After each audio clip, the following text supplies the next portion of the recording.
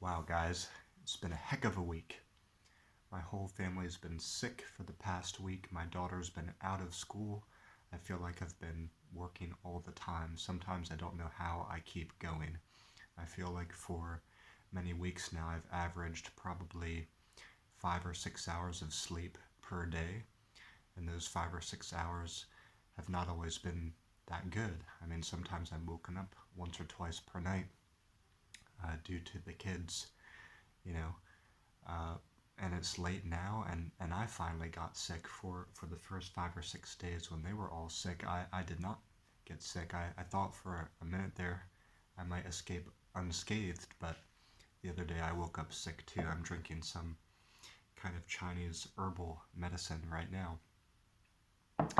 But I wanted to make this video today, and I'm gonna shoot a few videos right now because I really want to push myself to my limits.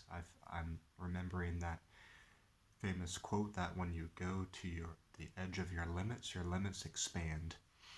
And I want to develop myself to be a sort of person who can work all day for other people and get to the end of the day and still want to put in more for other people. I want to make this video to inspire you to pursue your passions with everything that you've got. In this particular video today, I want to talk about sort of the noble sacrifices or the inspirational sacrifices that artists make. I was thinking in particular about Bill Watterson, Calvin and Hobbes. I grabbed this comic book to show you. It's a comic book that I love, and my brother and I read it all the time growing up. I'm reading it a lot now with my daughter. She loves it. Honestly, I think it's probably her favorite book. It's been her favorite book for the past several months. She always wants to read it with me. And Bill Watterson, my mom got me his complete set of works for Christmas one year. It's like a box set with 3 thick hardcover books. It's, all the comics he ever made. And I believe there was a line in there. I don't have the set with me to check, and I'm too lazy to try to search for it online, but it always stuck with me. I just want to share it with you guys. He said something to the effect of, it was weird to see his life's work reduced to a box set or 3-book set or something like that. And that line always stuck with me. I thought, yeah, that must be really, really weird. When you're so passionate and so devoted to your creative work, or it doesn't even have to be the arts in the traditional sense that we think of the arts as being like music or artwork or writing a book or anything like that. But just imagine that you've devoted your life to something, and when your time comes and you leave this earth, that's what you leave behind you. That's your legacy, that thing that you are so devoted to, that you are so passionate about. It could be, your children that you've poured into. It could be your students that you've poured into. I mean, maybe let's just pick something weird out of the hat. Maybe you are an accountant and you spent your life helping people keep the books in order. I mean, I don't even know how that goes, but to keep the accounts, running smoothly and all of that. It's kind of interesting to think how, as humans, we are all devoting ourselves to things, and our lives can amount to much more than what we are.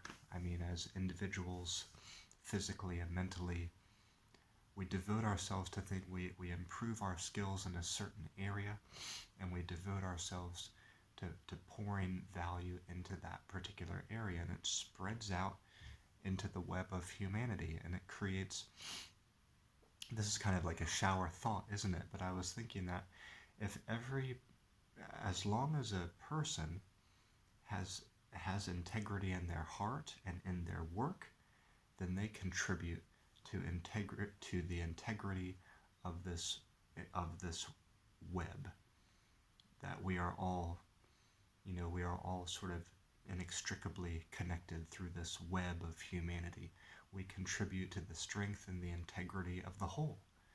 It doesn't necessarily matter if you're a street sweeper or a landscaper or a mathematician or a politician or an artist or a computer programmer.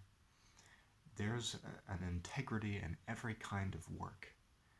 And when you attach to that integrity and realize it, through your life that you live, you become something greater. You are sort of like, I don't know if sublimating is the right word, but your ego is dissolving into a sea of human existence that is much greater than you are. I guess that's why people feel happy and feel in a flow state when they get lost in their work. But this is something that I've been reflecting on a little bit recently. I always thought it was interesting that Bill Watterson said that. And I want to know, what are you pouring yourself into? Is it a physical artifact? Is it something that you create in terms of a music album or a book or a piece of artwork? Or is it something even, is it something much more intangible, like maybe you're working with people and you're helping to transform other people's lives? I've always thought that's kind of a weird thing about, maybe teaching or coaching or doing charity work, is that sometimes you don't have a lot of tangible, physical items. I mean, maybe you do. I mean, I guess it really depends on the type of work, but sometimes I think people, they just have to trust or believe that what they've done, what they've spent their life doing, they just have to imagine the beneficial impact it's had on other people, countless thousands or tens of thousands or maybe even millions across the world. Maybe they just have to imagine the impact they've had, because they don't really know. It's too hard to quantify. Anyways, that's where my head is tonight with this particular video. Let me know in the comment section down below, though, what you feel like you're devoting your life to and what it means to you. And I hope I can help you through my replies and my conversations with you to deepen the meaning of your journey and deepen the meaning of your attachment to that thing. Thank you so much for watching, and I'll see you back here next time. Bye-bye for now.